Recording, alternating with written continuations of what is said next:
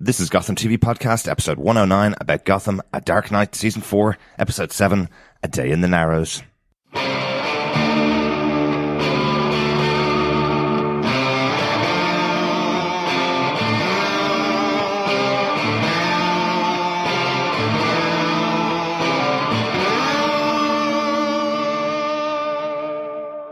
This is Victoria Cartagena. I play Renee Montoya on Gotham. Hey, this is Andrew Stewart-Jones. I play Christopher Allen on Gotham. This is Robin Lloyd-Taylor. I'm David Mazouz. Hey, Gotham TV Podcast listeners. This is Maggie Gia, otherwise known as Poison Ivy. This is Drew Powell, and you're listening to Gotham TV Podcast. Welcome back, Gothamites. Welcome back, detectives. This is Derek, and this is Gotham TV Podcast, episode 109. We're talking about A Day in the Narrows, episode 7 of season 4 of Gotham.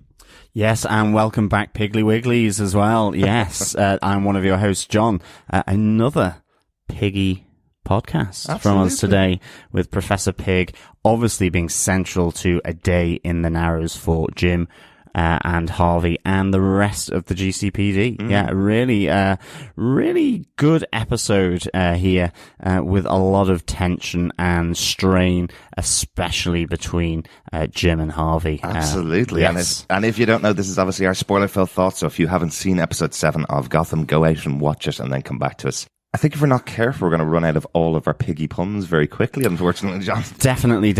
It is difficult now to start to think of new and interesting pig puns indeed. We'll get there. But of course, to subscribe to our podcast, please head on over to Apple Podcasts at gothamtvpodcast.com/iTunes. Mm-hmm. You can also search any other hog or swiney podcast catcher. Just search Gotham TV Podcast. And of course, you can head over to our website at gothamtvpodcast.com and go to the subscribe area on the homepage. And you can pick any of your favorite podcast catchers to listen to the podcast. And of course, as always, share the love, please subscribe, please rate, and please leave a review. It is always good to have that feedback from you for the podcast. Yeah, it's probably the easiest way to subscribe to the podcast now is just go to the website, as John said, and gothamtvpodcast.com, because we've got all the links over there, much easier than it used to be, including Google Play, which we just got on a couple of weeks ago. Very excited about that. So if you're an Android listener and have Play Music, you can subscribe to us through Google Play now. Speaking of sharing the love, I think we got a few iTunes reviews in the last couple of weeks, John, which is really cool. Yeah, thank you so much. Yeah, our first one is from Annalise. These detectives not only have the most creative way for rating episodes, but also recap the episode in an enjoyable yet digestible 1-hour podcast. The case note method complete the whole detective feel, as well as adding bits of the Batman mythos to enhance the podcast for those of us only familiar with the show. The piece of their podcast I enjoy the most is the feedback portion, because that is the time where fans express their opinions on the episode and it brings another interpretation of the episode. Yes, thank you so much for that review there, Annalise. It's really kind of you. And yeah, we love the feedback portion as well. It's great to get a wealth of views and perspectives on this show. Absolutely, yeah. We also got a review in from Danny Ray. Gave us another 5-star review. Awesome show to get you thinking, she says. This is not a recap show, and for that I'm grateful. The guys point out a few key elements from the episode, a turning point, a plot element, a character arc, and talk about those in depth. You end up reviewing parts of the show as well as go back to other episodes for parallels. They are thoughtful, which makes it an interesting hour, not filled with mindless droning and rehashing each scene as it's played out. I enjoy their humour and attention to detail when planning and speaking about the episode.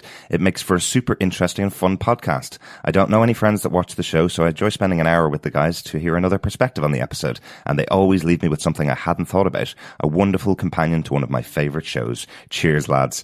Thank you so much. That's really kind of you. I really love getting reviews over on iTunes like this to hear from listeners like yourself. Part of the reason we do the podcast is because we know there are some people that watch this show that don't have a circle of friends around them to talk about it. So always happy to hear from someone that's listening to our podcast for that reason. Absolutely. Thank you, Danny Ray. It's really nice for any feedback, and especially when we get it through the podcast catchers. It really helps us learn and move forward with the podcast. Thank you. And if you want to leave us a review on iTunes, please feel free. Always love to get the reviews over at iTunes or any of the other good podcast catchers. I think it's on to the episode, John. Yeah, Derek, what do we have with the episode details this week? Well, this episode was directed by John Behring. He's done 5 episodes of Gotham, or this is his 5th episode of Gotham. He did 2 during season 3, did All Will Be Judged and The Executioner. And back in season 2, he did Wrath of the Villains, This Ball of Mud and Meanness. And he also did one of your favourite episodes, John, and back in season 1, The Fearsome Dr. Crane. Yes, a Gotham alumni at this stage, being with each season of Gotham so far, so great to see. Yeah, loved a lot of these episodes that John Behring has done, yeah. Mm-hmm. And the episode was written by Peter Blake. This is his first episode of Gotham. He has worked on many, many shows, right back to Private Practice and Ally McBeal. He's done episodes of Hemlock Grove, but I think he's done tons of episodes of the TV show House as well, which is quite interesting. So welcome on board, Peter Blake. Yes, absolutely. From newbie to oldbie here, behind the camera. But no relation to John Blake from Dark Knight Rises. So he isn't the future Robin or anything like that. It's just the writer of the show. Oh, you never know. So, John, do you want to tell us what they gave us with your synopsis for the episode? Sure. Professor Pyg continues to strike fear throughout the GCPD with a postal delivery of 44 bloody hogheads, just as 3 officers go missing in the Narrows. Gordon, Bullock and the GCPD head into the Narrows to look for clues and hunt down the pig.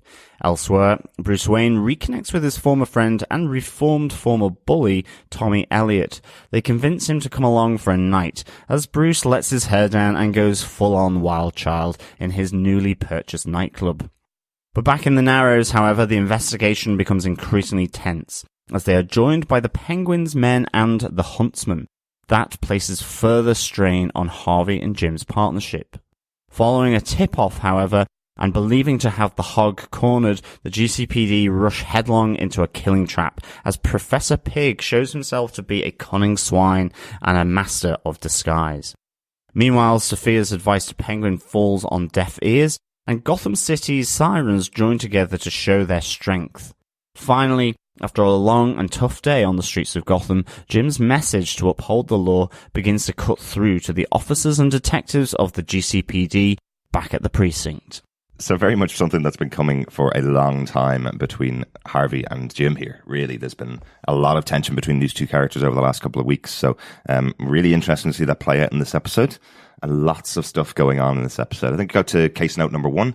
The pig's heads delivered to the GCPD. This, I thought, was a really kind of fun but kind of creepy opening scene. Oh, very creepy. One for every cop in the precinct, though, apart from Jim Gordon. So the bullseye is back on his back. Mm-hmm. It really is. You can sense everyone just looking at him. You can sense him kind of beginning to float up into the sort of the precinct and to be hit by light. It is angelic Jim.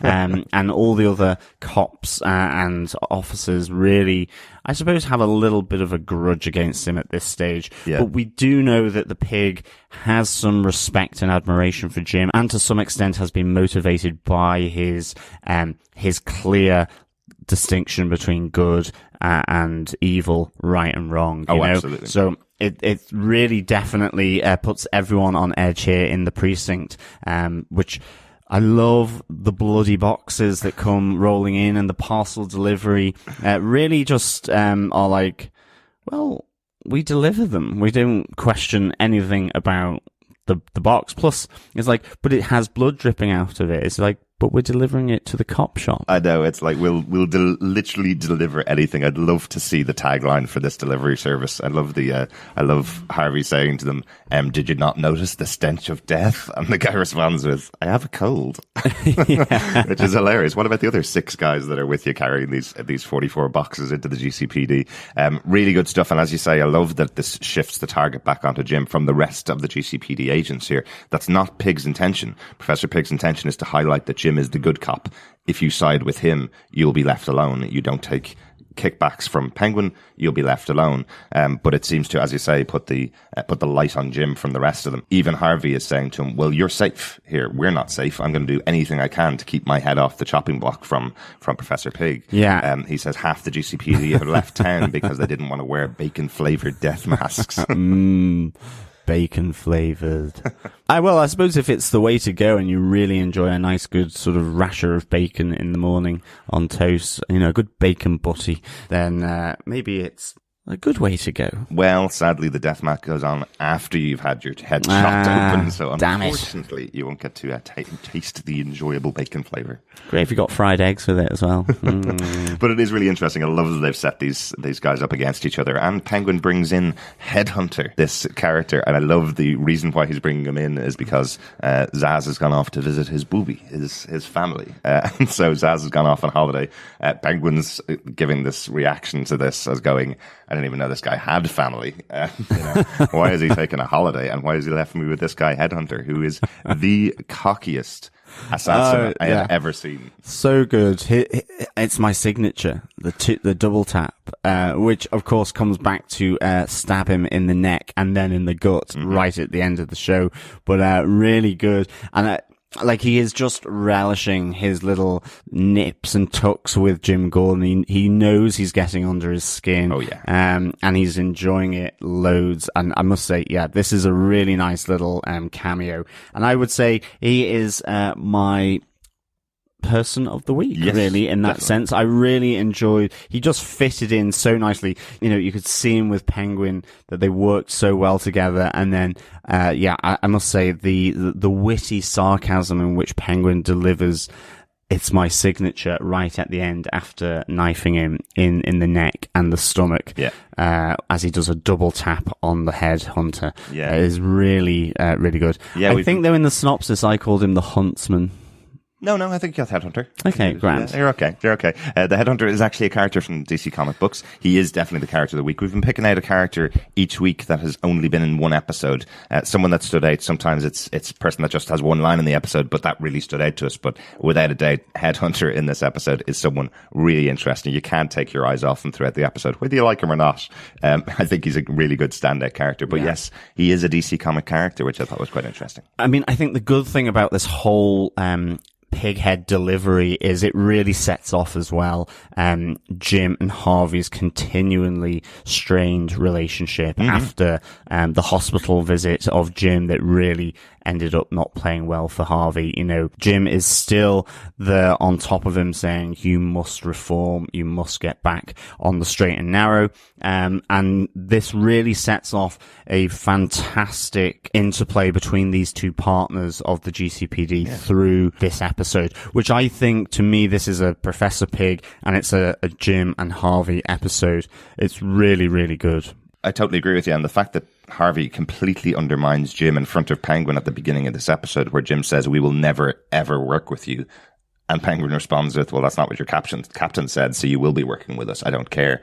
And Harvey says, yeah, as I said, it's not your head on the chopping block, Jim. So yeah, I like how this is playing out. I really, really, really enjoyed it. But let's take a little break from the GCPD.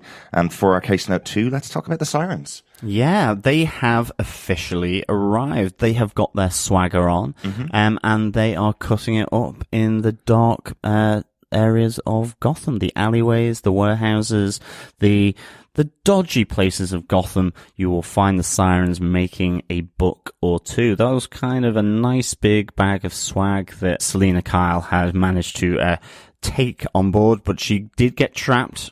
Cat in a box, and she really did and needed the help of Tabitha. Well, she did set off a car alarm, so not the greatest cat burglar in the world if you can't break into a car without setting off steep learning curve, definitely. But it does bring us probably the best Saw-like death that I've seen in a TV show, outside of Walking Dead, where one of the guards that's in there, one of the criminals, gets death by motorbike.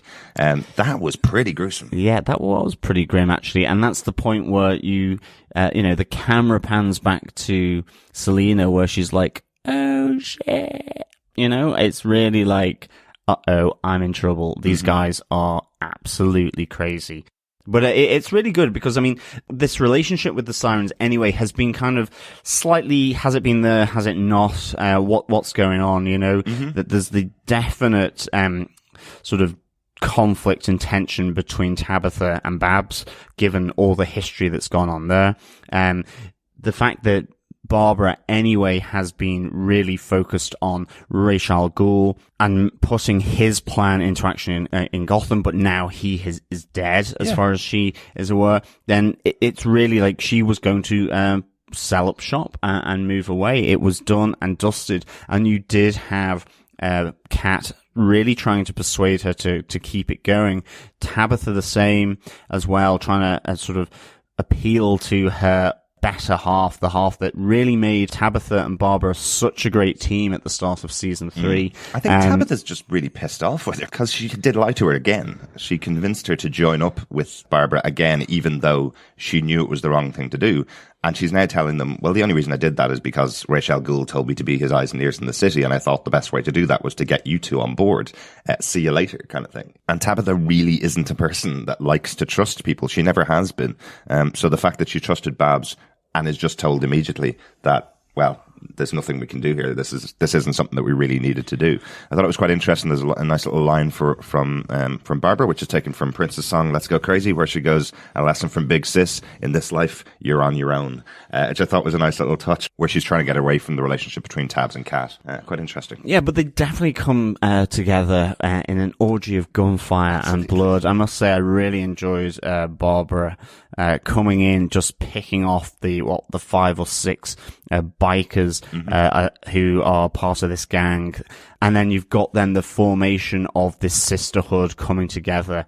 I don't think it's actually being called the Sirens as such as yet by them in the show, but hopefully... It's only because of the Sirens Lounge in the last season that we're referring to them that But way. certainly, I really hope to see this threesome start to make an impact on Gotham. Definitely. And certainly as well, because we did talk about Leslie Tompkins, Grundy, and Ed in the Narrows. It's really good to begin to get these other circles of influence of badness in a sense that Gotham has always had this idea of this single kingmaker in Penguin. Yes, it's there, but it's also had so many other players doing evil and rotten stuff as well. And I think here, this is going to be really interesting. Yeah. Again, it'll test Jim's moral code because there is Kat and Barbara in there. He'll probably leave them alone, despite all their thievery and law breaking. I'm not sure. Jim sounds like he's going on a proper attack again against Gotham. We'll see how it plays out in future. On to case note 3, Enter the Narrows. So this is a place that's been talked about quite a lot in Gotham. We know it from the movies. It's been used quite a lot in the Christopher Nolan films, where they're talking about the lower class citizens of Gotham, the people that don't have any money, the people outside of Bruce Wayne's sphere of influence, and generally the people under the protection of Bruce Wayne live in the Narrows because they have nothing, absolutely nothing. I really like this scene. I like that the GCPD and Penguin's men are teaming up together, and they are brutally taking out the tenants and the residents of the Narrows. So much so that as they arrive, because they've been subject to this type of thing in the past, the tenants of the tenement block in the Narrows start throwing TVs out their window at them and start throwing stuff out their window at them. I love that we have Headhunter taking two bits of equipment out with 2 guns as they fall towards him. I think that's a cool little moment. But yeah, they really don't want them there, do they? It really is like Baltimore with the breakdown of trust and respect between communities and the police here. It really is. Well, the TV show The Wire of Baltimore, right? Well, Not absolutely. Although I think Baltimore can be pretty dangerous in certain districts. So, yeah, I mean, it really is like The Wire here in that sense. And my point being is that it absolutely makes sense that this can happen, and it's really good. You know, a lot of people might go, this is far-fetched, but, you know, this is really interesting that this relationship exists in GCPD. It didn't look quite like the Narrows. It looked like sort of a warehousing old Docklands thing. It would have been nicer to have kind of gotten more of an idea of slums and so on, or more tightly packed together. Right. But sure, it's a TV filming location and so on. So it felt quite big to me. It looked like these big warehouses. Right. But I really enjoyed the fact that they're in this new area of Gotham that we haven't really seen before. It's just been talked about, and this is really where Pyg has gone into, Pyg has gone into the pigsty, really, and he is sort of all this maze of staircases, apartment blocks, tenement areas, warehouses that he's able to move through, to hide himself, to manipulate, to really play the game of, cat and mouse really with GCPD, I find really good. I mean, we see a lot of brutality here from the police, certainly from the headhunter, and it really, again, puts a lot of tension between Jim. Jim is there trying to say, let's just talk to these people, let's get the information that we can. Harvey certainly is like, go on lads, in you go, and start sweeping the area, without any real thought for, people's property and so on. And certainly Penguin's men are absolutely relishing being able to go in and beat people up, break things, steal things, and all this kind of stuff, you know. It really did kind of remind me of like the SS during World War II, grabbing people out of their apartments and just kicking them on the ground. There is that moment where Jim comes in and finds one of his men beating a resident of the Narrows on the ground outside of his apartment, asking him no questions, just kicking him repeatedly in the stomach. Like, what's the goal here? What are they trying to accomplish, you know? That's where Jim's frustration comes in this episode. And I think it's really well played. He's always had this frustration with the team in the GCPD. It's been something that's been brewing within him for years, and he's been trying to fix it year after year, season after season on this show. This is the absolute embodiment of his problem. These guys who are willing to go in on the orders of the biggest criminal in Gotham, the self-proclaimed king of Gotham, and just beat up normal lower class people in this city because they're asked to do it. They're not there getting information out. There's no questions being asked. So you can see how much this is affecting Jim as we go through. And I think it's a really good scene to identify that whole thing. I love how it plays out later on. The information is gotten by Headhunter being as terrifying as he is to this woman whose dying husband is being threatened with death by the headhunter, something that Jim wouldn't do, obviously. So would he have gotten the information? I wouldn't be so sure about that. He does like a good threaten occasionally.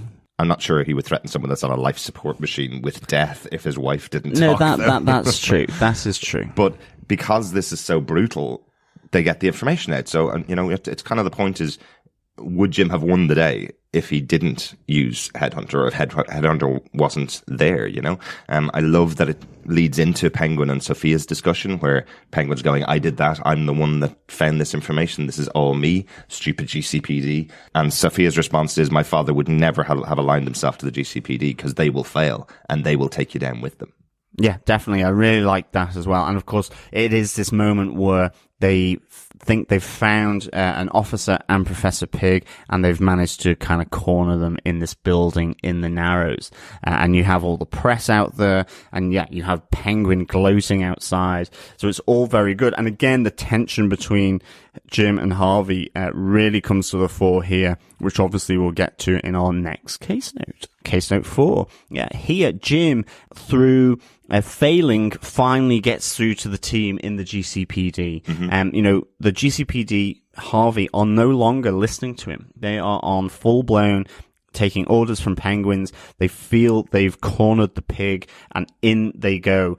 Jim is cautioning them against doing this. He thinks and believes that this is a trap, that the pig is way too cunning to have done this deliberately, to have trapped himself.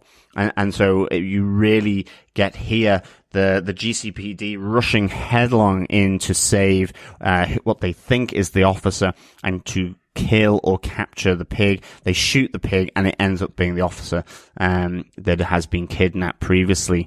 The officer is simply just a blow-up doll, and then bish bash bosh, out come the big guns as they fall into this kind of killing zone trap that Pyg has left for them with the revolving turret guns. Yeah, so and a lot of the officers get cut down, but obviously there are those that are kind of hiding and trying to survive this bloodshed.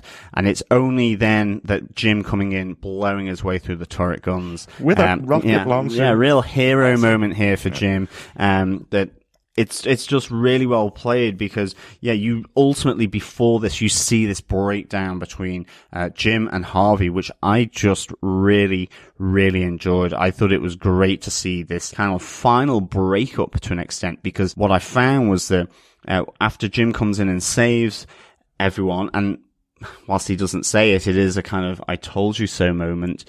He doesn't say it like that. I love the response of Harvey back in the GCPD. I think Donal Logue played this so well. He's not suddenly sucking up to Jim. It does look like their partnership seems to have been really damaged here by what's gone on in the Narrows over the course of this day. It's a resignation of, well, listen to him, he's the cop in town. I'm just the cop that shot a cop. Yeah. And it's a really good moment because, a lot of other shows could have made that they're all made up and, really sorry. So I feel his response is really, really genuine here. Mm-hmm. Yeah, totally agree with you. I think this is a really good scene. There's something that was said about Donal Logue earlier on in the season that you can give him a line about eating a sandwich, or you can give him a line like this where he's saying, I'm a cop killer now. I shouldn't be the one to lead you, effectively, is what he's saying to the team in the GCPD. Listen to Jim. He's the real cop here. There is this moment where you go, okay, Donal Logue can act in any situation in this show. He can really do anything, and this is a really good scene. Speaking of good scenes, one that we kind of skipped over or glossed over during this is the scene between Officer Falcone, which is Professor Pyg dressed up as one of the police officers, and Jim in the back of the ambulance. I really love this scene. It's a great moment for Jim to actually get a little bit off his chest, where he's saying to Officer Falcone that there's so much rot in Gotham that it gets to him. Even he gets to his breaking point at times, or has gotten to his breaking point at times. He also is not beyond reproach, which I'm wondering whether that will bite him in the ass later on from Professor Pyg, because he seems to look up and respect Jim so much, and Jim has just admitted to him that he has even worked for Penguin in the past. So I like the ownership that he's taking of that, though. It's something that we've talked about a few times, about Jim being self-righteous, but I like the fact that he is taking ownership of some of this. Yeah, finally we get the admission of guilt from Jim.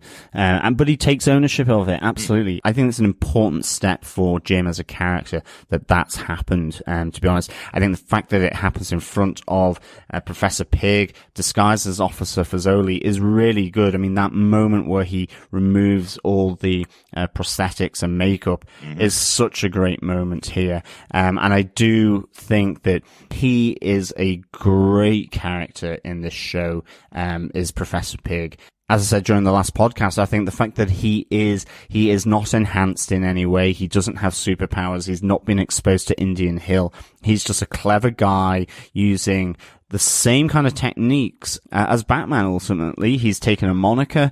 He's doing disguise, he's doing investigative work, he's laying traps, he's using technology, all this kind of stuff. He is almost like the reverse of Batman in that sense, in terms of his methods, in the sense that he will kill and he will do it for a reason. Absolutely. Certainly how it's been set up here. So it's a really interesting character here. I do like that Penguin takes the credit for the operation that finally gets them to the point where they think they've cornered Professor Pyg in the courthouse in the Narrows, where he calls him the notorious PYG.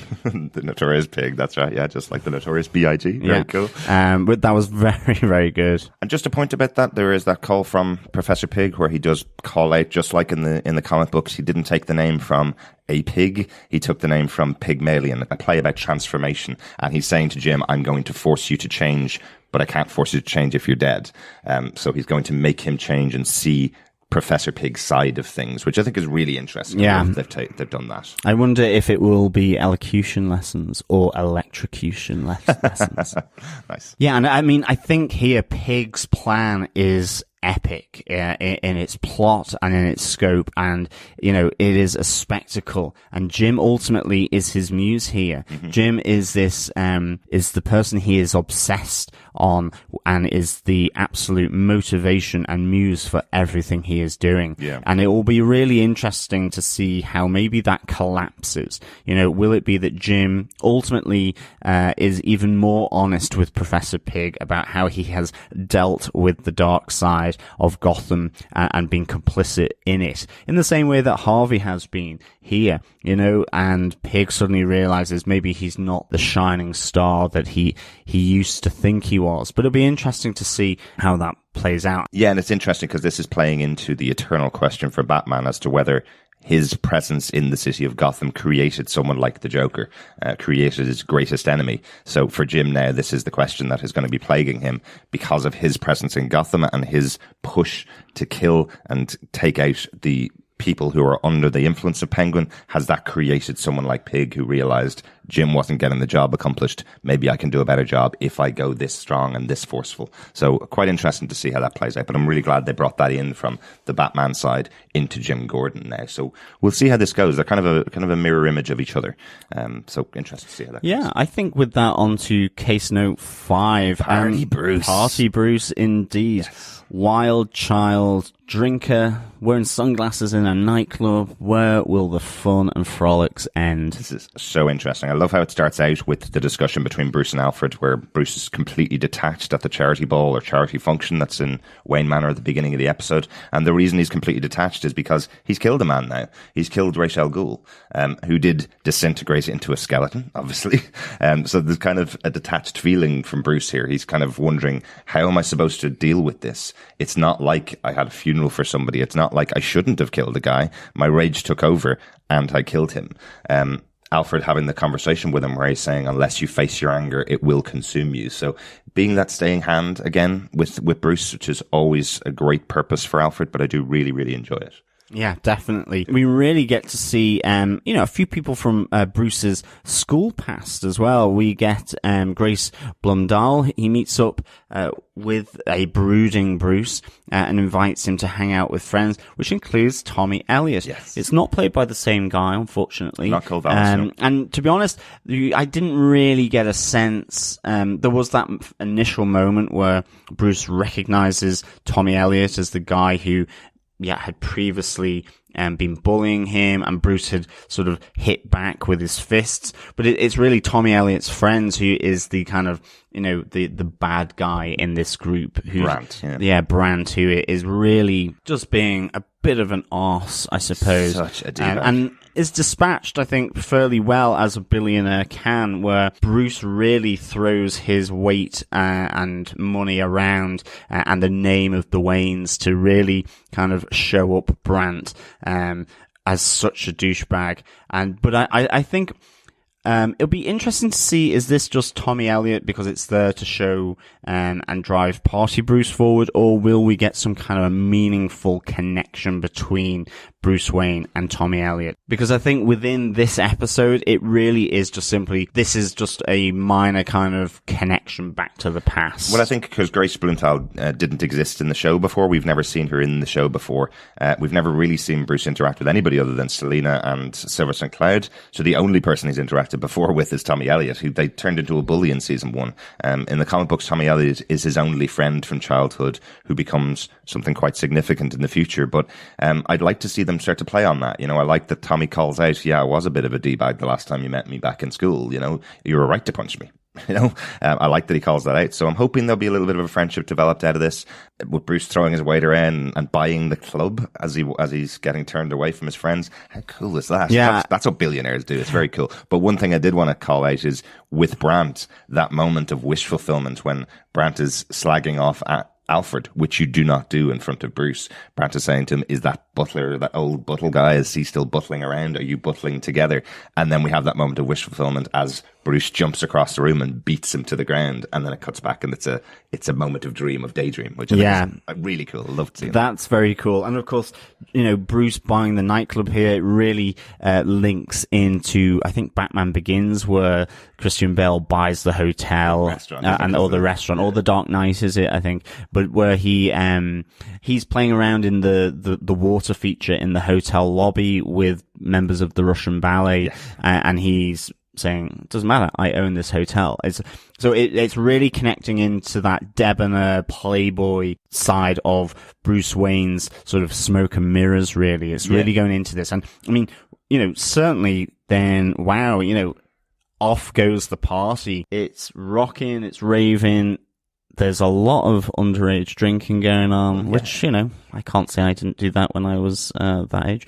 But it's champagne rather than like Buckfast or Diamond White under the railway bridge. And remember, Bruce is like 15, 16 here, and it's 21s in the US. You know, maybe Gotham's a little bit different. But I think it would have been strange me popping a champagne cork underneath the railway arches in Ormskirk. I think going pop. But I mean, it's full on. He's really kind of starting to develop this party Bruce side. It'd be interesting to see how far they take this. I mean, is it that he's developing party Bruce, or is it simply a release from what's happened with Ra's al Ghul and with the death of the professor at the Natural History Museum and his son? You know, that's still weighing heavily, and this is kind of an escape here. Well, I think much like Alfred's advice to him about having to face your anger or else it will consume you, there's a lot of things that Bruce always has to deal with that may consume him. And I think this moment when he talks to Grace and just becomes party Bruce for the night, this isn't a mask yet. This is something that he's going to have to learn to balance with the rest of his life as well. But he could easily become this character who just goes out drinking every night and sleeps in all day because he doesn't have anything else to do. So he's not fighting crime anymore because of what happened with Ra's. So potentially this is something that will consume Bruce for a while, and we will see a dark storyline. Yeah. But interesting, really, really cool. I loved the touch with the music choices for the episode. So as they walk into the bar, there's a song by Spandau Ballet, which is playing, and the main lyric of it is "I don't need the pressure on," which is very much what Bruce is feeling. And then when he takes over the club, not just buys it, when he owns the club and owns the dance floor. Yeah, it's the Prodigy song Spitfire. So it's really like he's a powder keg ready to explode, and this is his explosion in the middle of this party club. Looks like a cool place. I wouldn't mind visiting that if I went to Gotham. Yeah, absolutely. So, John, overall moment of the week for me, I think it's Party Bruce. I think that's a really, really cool moment. It's something that we've been waiting for Bruce to see that side of him for a while. Any other big moments of the week for you? I think for me, it was the moment where Harvey, back in the precinct, in a resigned way, says, Jim's the hero here, I'm just a cop killer.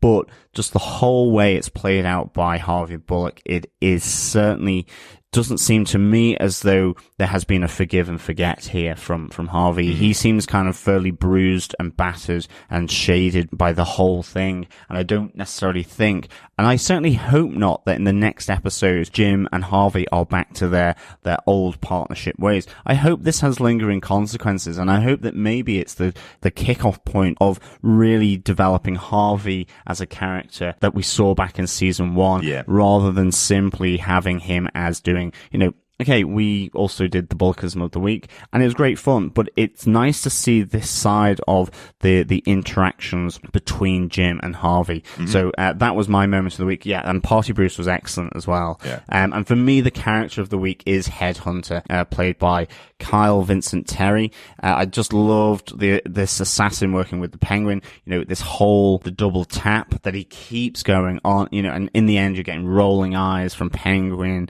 from Jim, and from everyone else. The fact that he keeps telling everybody, it's like, I have my signature, this is my signature, and they keep overhearing him saying it to other people as well. It's very funny. And just the fact then that when Penguin slices and dices him at the end with his knife, and he does it once in the neck and once in the stomach, and he goes, it's a double tap, it's my signature. Yeah. Really, really good. Yeah, very cool. John, overall, how would you rate this episode of Gotham? For me, another really strong episode of Gotham, and a great episode of Professor Pyg in here. I loved how it moved into almost how, Professor Pyg, the Penguin, and his licensing system, and Jim and Harvey's relationship are all kind of together here, and they're all putting pressure on Jim and Harvey, and really beginning to tear them apart. I really like that. So I think for me, I would give this 4.5 piggy heads in a box out of 5. Nice, yeah. I'd be around there with you. Yeah, I think this is one of the stronger episodes of the season so far. Definitely, and this season has been very strong. Yeah, we can't give 5s to everything. No, we can't. But this was really, really good. I like to see that the Sirens are kind of back in town. It's great to get something on that. Again with Sofia and Penguin, I quite like the idea that she kind of stood up to him here, saying you shouldn't really be doing this, rather than it feeling as though she's kowtowing to him. Yeah. But again, they need to move that along, I think, for me. Definitely. So, another solid, strong episode of Gotham for me. Yeah, that didn't feel like a central part of the story this week. It just felt like it was touching on it, which is good. I think if you're going to keep it as a story for a long term, keep it in the background for a little while and then bring it back out as a big story and do something with it in future. But really cool. And it gets on to feedback. Our first piece of feedback came in by voicemail from Claire Payne, where she went through our website at gothamtvpodcast.com, and you can do that and leave up to 90 seconds of your thoughts about any of the episodes. Hello, Gotham TV Podcast. I really like the heavy police content in this episode with the GCPD and the strike force hunting down Professor Pyg. Even though Professor Pyg did not feature as much as last week's episode, his presence felt really strong, like a thriller. I did not spot he was the police officer in the ambulance with Jim, and that was genius, and I'm glad Jim came out as a hero, even though the relationship between Jim and Harvey is severely fractured. Party boy Bruce Wayne was good, and it showed really well how he channeled his anger. One question, did Bruce own the club, or did he buy it when he spoke to the manager? Really like how Tabitha has got Selena's back and she isn't putting up with Barbara, but Barbara realising that she does want to stay in business with Tabby and Selena. I really like the gradual realisation amongst the GCPD officers that maybe Pax Panguina is not good after all. Mr. Headhunter was an interesting head of security, which made me value Zaz and his professionalism as an assassin. Oswald getting used to the little people in his life is very funny. I really hope Detective Harper stays around in the GCPD because she's a great addition. My scene of the episode is Professor Pyg removing his prosthetics while talking to Jim on the cell phone. Really clever twist. My favourite line when Professor Pyg explains to Jim how he spells his name. Thank you for the great podcast, Claire. Thank you so much, Claire. It's really good to know that you value the work of a professional assassin rather than a slightly less professional assassin. Don't annoy Claire.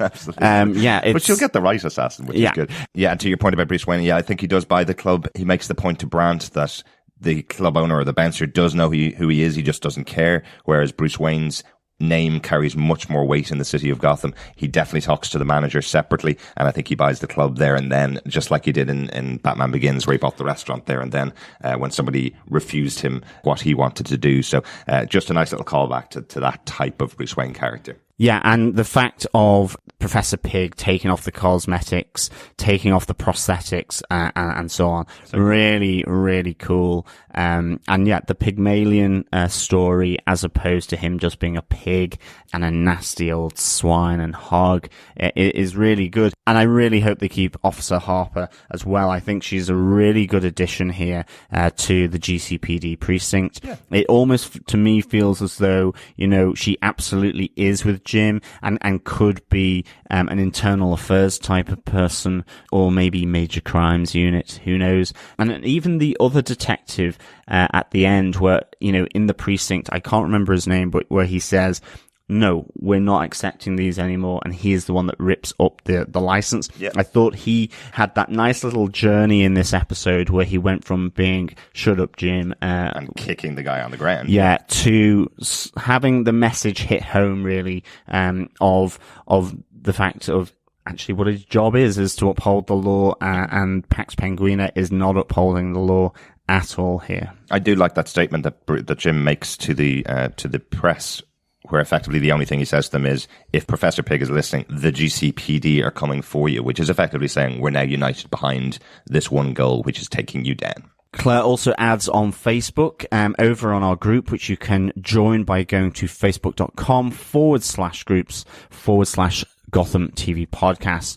Claire says and adds, I would like Sofia Falcone plans to be revealed and find out exactly what she is up to by using Clayface. I think Oswald would need to pick up on something that all of a sudden he didn't trust what she was saying, or discover how close Sofia is to Jim. So Clayface Jim, love this version of Jim, would make a return under Oswald's instructions. I really like how they've used Clayface in the past seasons. This probably will never happen, but it is a fun idea. Yeah, it's a really good idea of using Clayface in this way, as has been done previously in Gotham. And it's a nice way of keeping that flow of this character within this series, and it would really, I think, advance this storyline.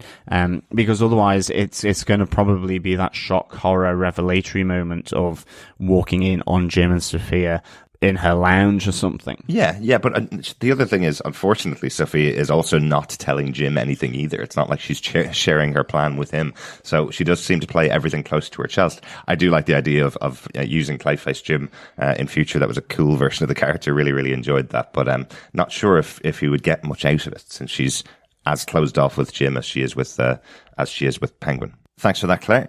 We also got an email in from Monica Jones over at feedback@GothamTVPodcast.com. She says, with this episode, I loved the orphan who stood in Penguin's way more than I think I've ever loved a no-line character before. My favourite line of the episode was Penguin saying, "The second shot is my signature." I hate that character and was elated to see him gone so soon. We didn't even mention the young girl in this episode in Penguin's house, where he can't get her out of the way of the TV and just keeps picking her up and moving her out of the way. Hilarious. Really well played by Robin Lord Taylor. Very funny moment. Yeah, definitely. Thank you, Monica, for the feedback there. And of course, yes, we did have a great birthday in Dublin. Thank you. Over on Facebook, Jason Wiley goes, "Hello, drunken Bruces. Loved this episode. It felt like a mid-season finale. So much porky goodness. I thought the introduction of Grace was pretty good, and the new Tommy was a welcome addition. He looks the part.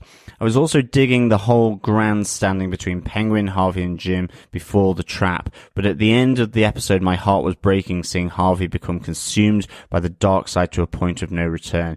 It was fun seeing Bruce hit party mode like Christian Bale and him putting on those shades like Tom Cruise in Risky Business. Special mention to that motorbike death scene that was straight out of the Saw film. Good stuff." Nice, yeah. Yeah, definitely. Enrique Ricuro goes, "I also liked seeing Bruce slip on the billionaire playboy." Yeah, absolutely. A great moment here of Bruce becoming Party Bruce. Definitely. Really like that call out from Jason Wiley about Tom Cruise and Risky Business with the Ray-Ban shades as he kicks Brandt out of his brand new club. Really nice moment. Yep, thanks for those pieces of feedback over on Facebook. Just one that came in over on Twitter from John W. Garns, who asked the question, really, did Gordon's insistence on ridding Gotham of corruption make a villain like Pyg? I think we talked about this in the episode, but I did want to call out John because we had a really interesting discussion about that over on Twitter. I do absolutely feel that this is a follower or a disciple of Jim, someone that totally and truly believes in Jim's idea, but just is taking it too far. Yes. Thank you, John, for that. It's really good. And Enrique and Jason, remember, you can follow us as we live tweet over at Gotham TV Podcast. Mm-hmm. And of course, Facebook again. Pop on over to the group at facebook.com/groups/Gotham TV Podcast. And all there is 3 little entry keys of 3 little questions. Yes. Just very simple. Just answer the questions and you'll be in the group. Thanks so much for joining us. We have heard when our first break in season of Gotham is going to be. It'll be for Thanksgiving, which is in the US is the 23rd of November. So a couple more episodes before the first break in the season. We don't know how long it's going to be on break for yet. But if you want to join us for some other podcasting, come on over to Defenders TV Podcast, where we're reviewing Thor Ragnarok this week. The episode will be out later on this week. So come and join us for another episode with our co-host Chris.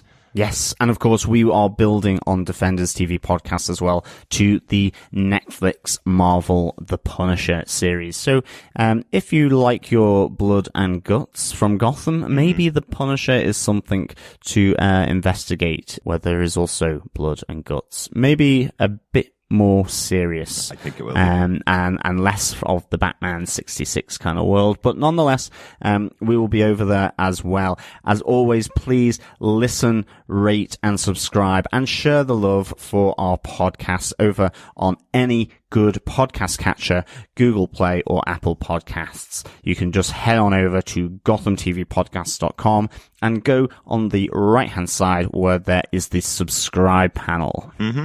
And thanks for joining us so much for this episode. We'll be back next week with our episode 8 of season 4 of Gotham, Stop Hitting Yourself, which airs on the 9th of November. I'm going for my signature double tap.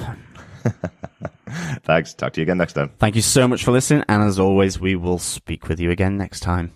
Bye.